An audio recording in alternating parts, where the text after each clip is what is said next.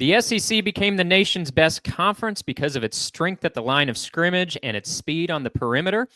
Somewhere along the way, though, the SEC began attracting the best quarterbacks as well, and that's certainly the rule in the conference this year. Very strong crop of quarterbacks from top to bottom. Not too many weak links, and it's especially crowded at the top.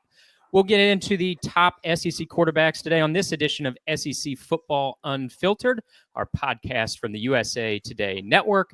I'm Blake Toppmeyer, joined today by Kevin Brockway of the Gainesville Sun. Kevin does a great job covering the Gators for the USA Today Network. We're going to talk to Kevin some about Florida's upcoming season and this pivotal moment for Billy Napier. Seems like Billy Napier's been in a pivotal moment for about a year and a half now.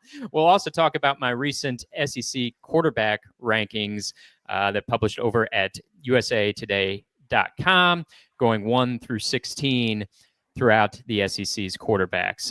So Kevin, welcome in. Before we get to Florida, let's start with the quarterbacks in this conference. Florida's obviously got a good one in DJ Lagway, coming off of a shoulder injury, rehabbing this offseason. Before we get to my rankings, what's the situation with DJ Lagway? Obviously, one of the more talented players in this conference when he's healthy. He flashed that last year, but what's sort of the situation in his recovery with his throwing shoulder?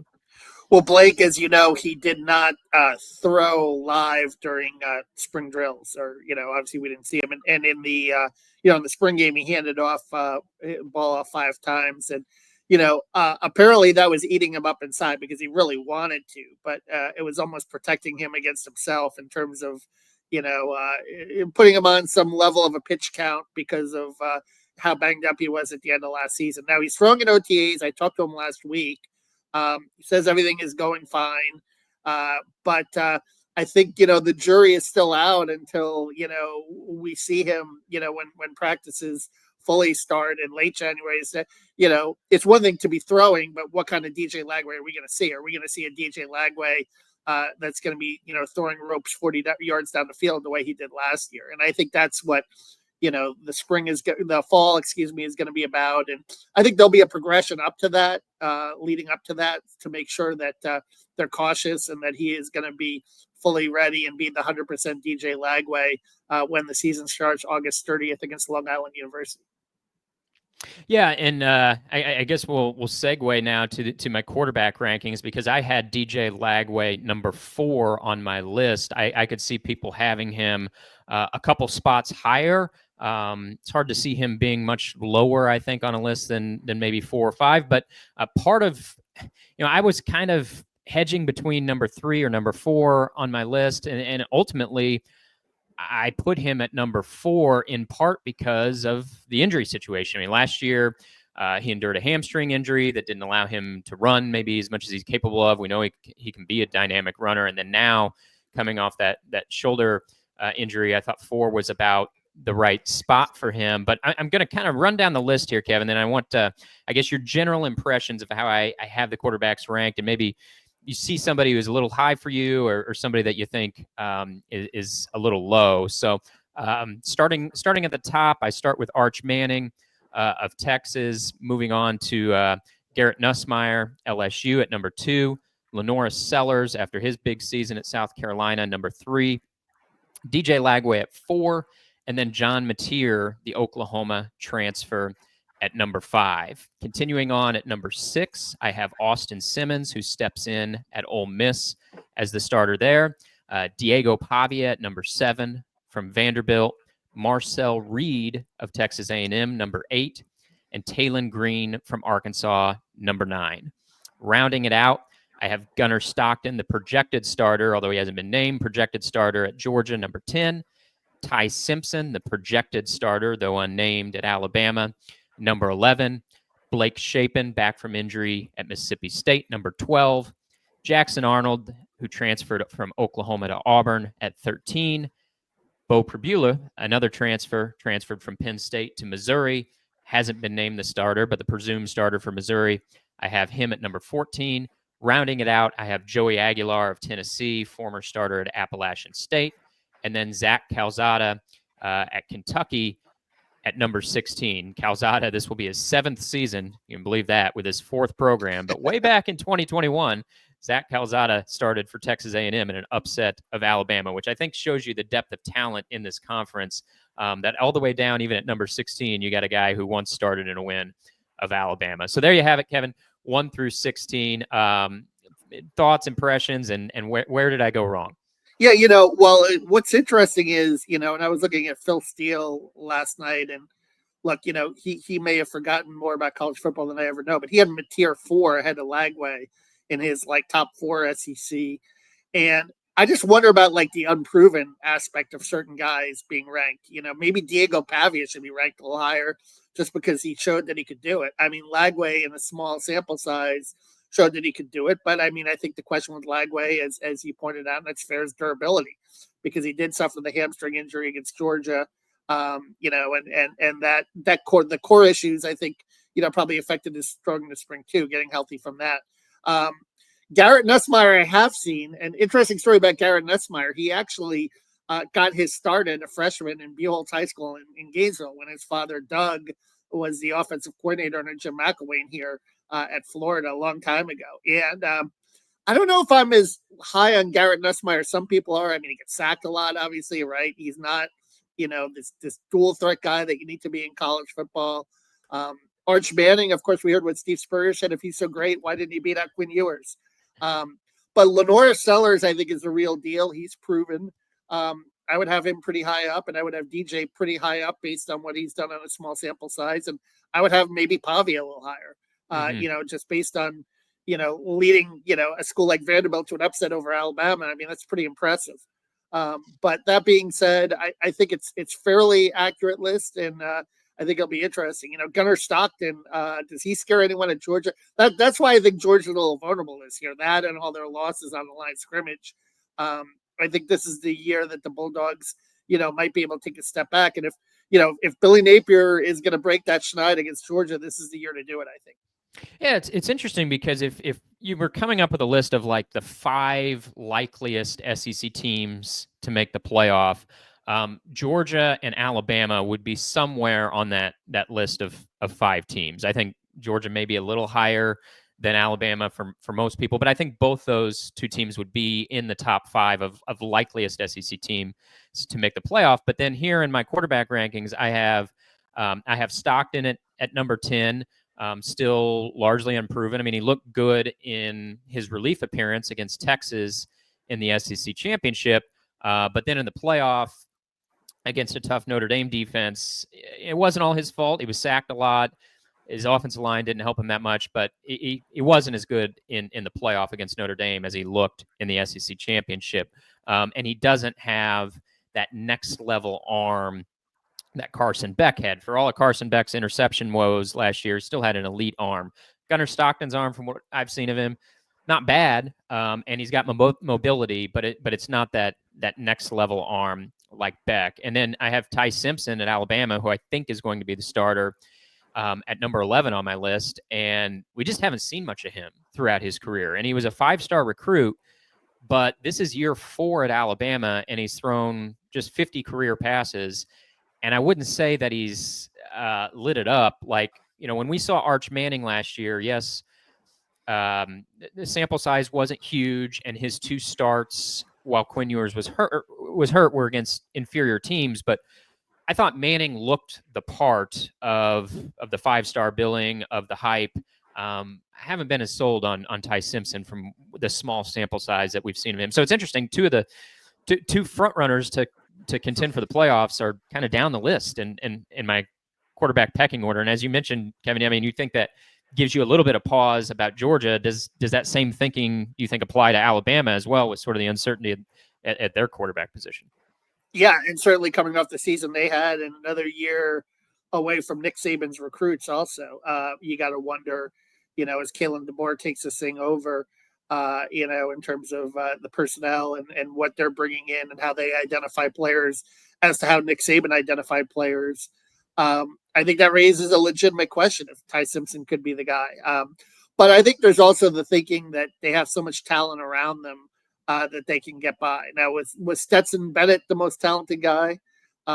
but he led Georgia to 2 national championships. But he had a certain moxie about him too, and those are things that are, like I said, intangibles that are hard to measure until you get in the arena, until you get into the field. So I think there's still a lot of unknowns there for both those guys, but maybe it could turn out to be a positive for them down the road. But I think too, they're coming into the season, they're not necessarily lighting up the boards, and I think they're probably ranked appropriately, based on their talent level and their production and how they've developed at their respective programs. When I was doing this list, I almost looked at it like in terms of tiers, and I think there's a top tier in the conference of about 5 guys. I didn't have much question of who to put in my top 5. I decided that pretty quickly. It was how to order them in my top 5. So talking about in my top 5, Arch Manning, Garrett Nussmeier, Lenoris Sellers, DJ Lagway, and John Mateer. Like those I identified. I thought they are the top 5 in the conference in terms of ceiling, in terms of ability. It was how to order them. And some people are extremely high on Mateer, the transfer at Oklahoma. And I mean, I acknowledge he was great at Washington State, dual threat, rushed for over 800 yards last year. In addition to the passing stats, he can throw on the move, throw from multiple arm angles. It's just his 2 worst passing performances last year came in his 2 games against Power 4 competition. And it is a jump from going from Washington State to playing in the SEC. Now, Cam Ward did it, obviously. He went, he didn't play in the SEC, but, I mean, he proved himself at Miami after transferring from Washington State, and did face Florida, an SEC opponent, at Miami. So we've seen a guy go from Washington State in recent memory and light it up at his next school. But that gave me a little bit of pause at Mateer. That's why I put him at number 5. And you kind of touched on Nussmeier. That's an interesting one because I think some people have Nussmeier at number 1 on their conference rankings of SEC quarterbacks. Some people would have him probably all the way down to 3 or 4 or 5. I mean, when you're talking about arm strength and just the quote unquote arm talent, Nussmeier's got that. I mean, he's got a great arm with real zip on the ball, but the struggles with him, you mentioned the sacks, and then also it's the interceptions.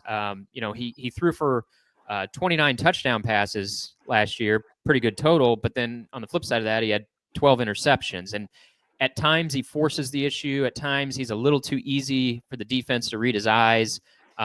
So it's kind of give and take with Nussmeier, and I settled on him at number 2. And then Arch Manning, look, it is a little bit of a roll of the dice because we haven't seen a ton of him. I liked what I have seen of him, and that's sort of a bet on his ceiling. I think he is going to be the real deal. And you mentioned, how good Lenoris Sellers was for South Carolina last year, Kevin, and it feels like he lurks under the radar maybe just a little bit because South Carolina maybe doesn't get as much national attention as some other programs. But I'm curious if you had to rank your number 1 in the conference, who would you go with at number 1? No, I think I would go with Sellers over Arch. But I will say the one thing working well for Arch is obviously, the supporting cast, although Texas did lose a lot on both lines of scrimmage, obviously. But I'll tell you something, like when I watched Florida play Texas, and look, it was a depleted Florida team. They were coming off, that kind of emotional loss at Georgia. DJ Lagway didn't play. They were down to Aiden Warner, was a 3rd string, obviously quarterback. All that was standing. And I know Sark took a lot of heat, obviously, for his play calling in the red zone, in that Ohio State game on the big stage. But the play calling component of that as well. I mean, I think on average, Sark is about as good as it gets in terms of keeping defenses off balance. I saw that quite a bit in that Florida game because Florida's defense was playing pretty well in the second half of the season, save for that game where Sark had them completely off balance and completely fooled with some of his play calls. So I think that's going to help Arch immeasurably too, and that his offensive mind and having that component to it as well is another factor. And I think Shane Beamer is pretty good as well, working with Sellers. So I think that's a combination that works well. Now, Billy Napier and DJ Lagway, with Billy still holding on the play calling, a little bit of to be determined there. but Billy did let DJ air it out when he was healthy last year, and he had a number of completions downfield. And I think Florida fans are hoping that will continue, because that's the kind of offense that Gator fans like to see. Yeah, and I try to like separate who their coach is when doing these rankings, but you can't help, I think, but at least on a subconscious level, be influenced by that. And you're right. I mean, Sark, I think, in terms of a quarterback developer, is probably as good as anybody in this conference. We worked with Mac Jones at Alabama while he was the offensive coordinator there, he just has a proven track record with quarterbacks, as does Lane Kiffin, and with Austin Simmons being at number 6 on my list. We haven't seen much of Austin Simmons. What we have seen was pretty good when he came in relief of Jackson Dart last year against Georgia and led a touchdown drive. But it's a really small sample size. But I think he's a guy with a lot of upside. But how much of that is me thinking, boy, it's been one good quarterback after another for Lane Kiffin, and the same is true with Steve Sarkisian throughout the course of his career. Has had a great hand with quarterbacks, really good play caller, as you mentioned, and Arch is going to have a good supporting cast around him. I'm wondering about the supporting cast with DJ Lagway, Kevin, because one of the issues that I see with what Florida's done with Billy Napier is I don't know if they're doing enough in the transfer portal to get impact talent out of the portal. And when I look at this past offseason, I know the recruiting class was fine, but anymore it's your high school recruits plus what you're bringing in the transfer market. And from where I sit, not just in numbers, but in terms of quality as well, I thought Florida lost more than they gained in the portal market. And when I look at the supporting cast around Lagway, and really, in totality on both sides of the ball, I think I really like DJ Lagway, especially if he's healthy. I think he's, as I have him in this list, one of the best quarterbacks in the SEC, which means he's one of the best quarterbacks in the country. But what do you think of the cast around him? And did Billy Napier do enough in the transfer market, do you think, to aid Florida's supporting cast?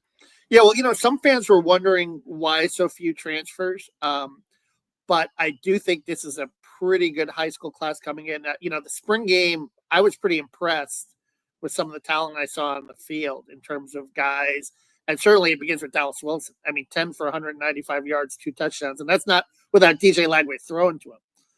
And this is a guy that's 6'3", 209, that, has an SEC ready body. And I think I think he's a guy that can step in right away and be productive in the SEC. Now, Vernell Brown III, I think, might take a little more time. He might be more of like a return type guy in the beginning. But Wilson, to me, 5-star talent on some recruiting sites. I mean, he looks like the real deal. And they got J. Michael Sturdivant, another big kind of sturdy receiver from UCLA, who's pretty good. They've been pretty good at identifying under the radar wide receiver talent over the years in the portal. Ricky Pearsall, obviously, Chimere Dike last year, Elijah Badger. So I think that's an area where they've done pretty well. And look, Jaden Bowe was an all-SEC freshman running back last year, too. And he's coming back for his sophomore year. Jacoby Jackson, I mean, the transfer from, a junior college, overlooked guy, ran for 116 yards against Texas last year.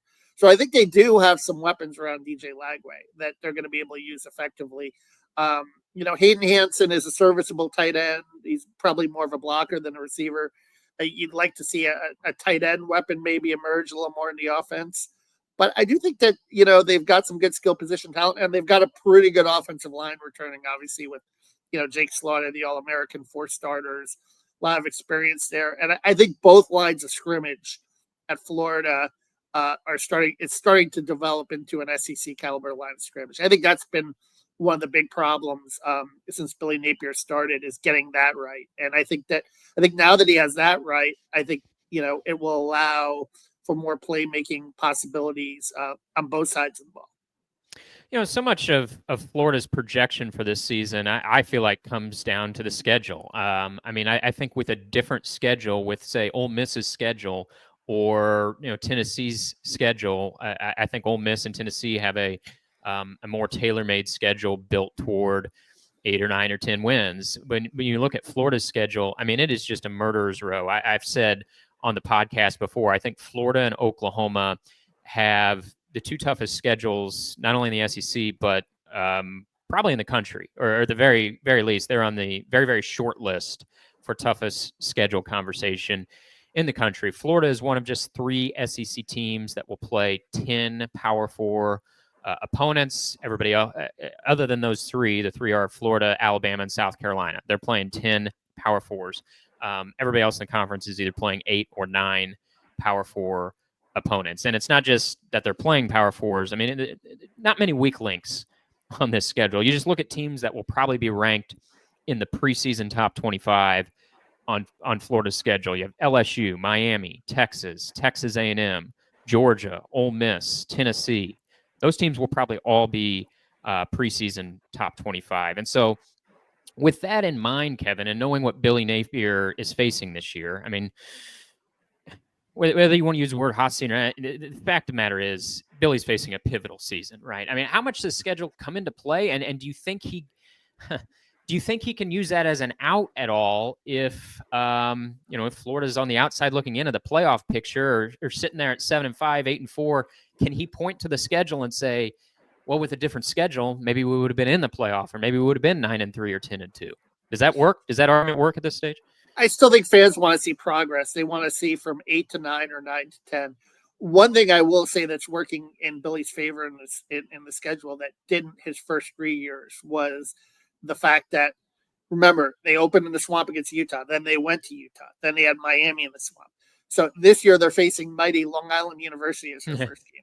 So at least you have a little bit of time to ease in. You have that in USF to kind of tinker with some things, get some things ready, before, obviously the end of the September, which is going to be the pivotal month, LSU and Miami. And I think having those two on the road back to back, schedule makers didn't do Florida, many favors. I mean, I could see a scenario where, maybe they play over their heads and beat LSU, but they're so beat up after that game, they go down to Miami and they lay an egg down there, because of the second of back-to-back road games.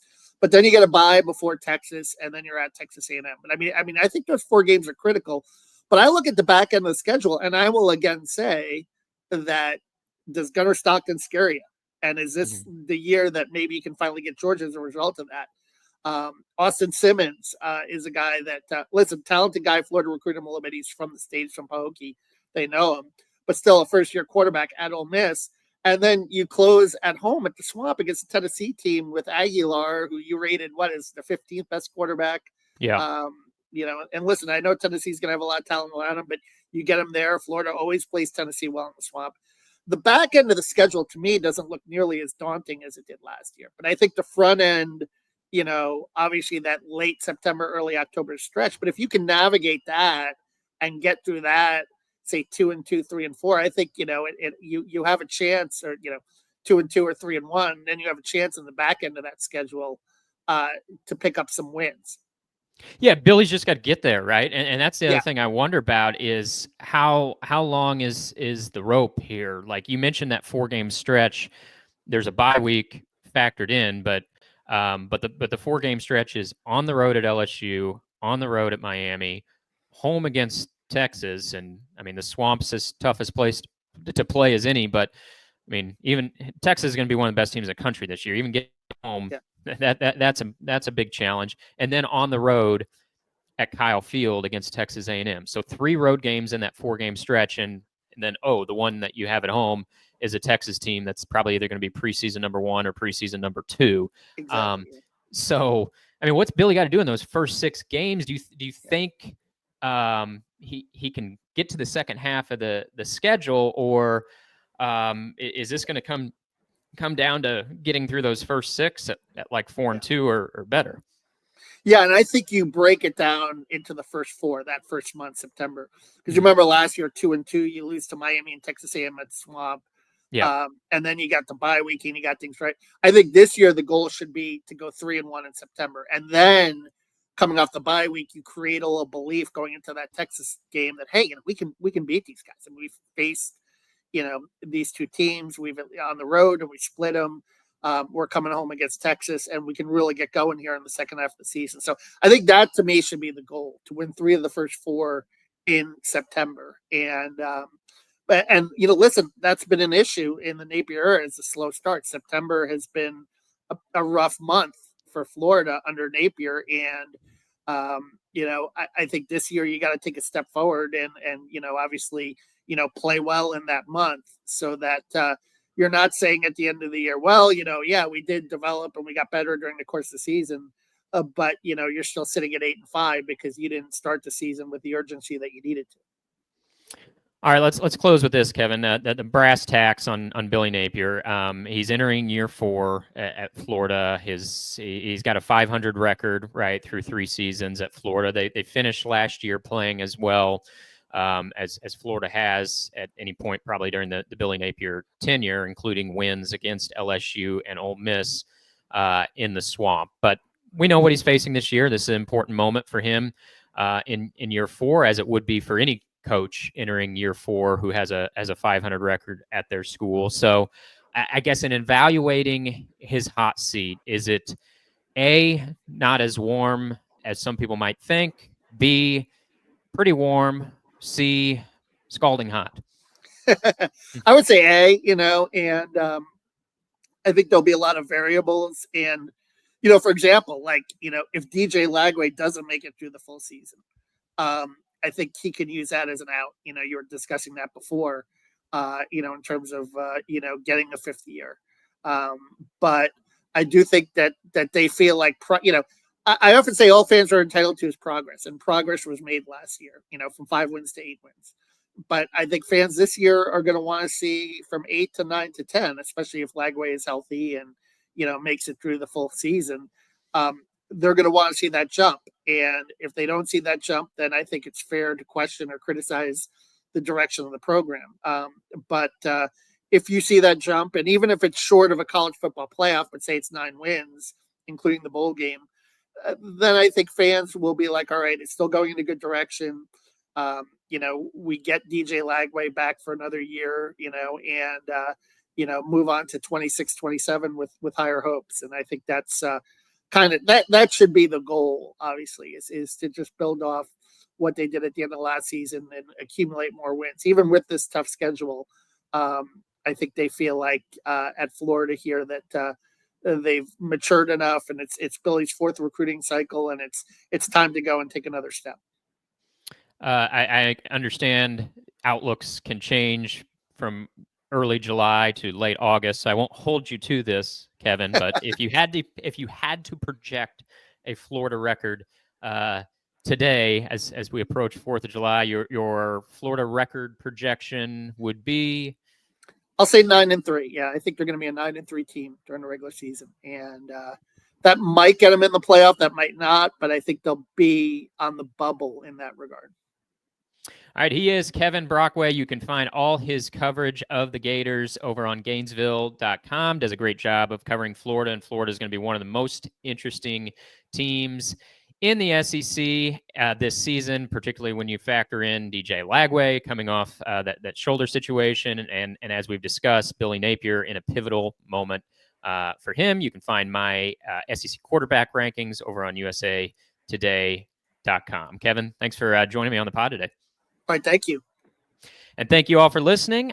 We appreciate it. And we'll be back next week with another edition of SEC Football Unfiltered. I believe John will be back with me next week. In the meantime, if you enjoy what you hear on the pod, always appreciate it. If you can give us a rating, hit that subscribe button, give us a review. Those ratings and reviews help us find more listeners. Thanks for listening to this edition of SEC Football Unfiltered.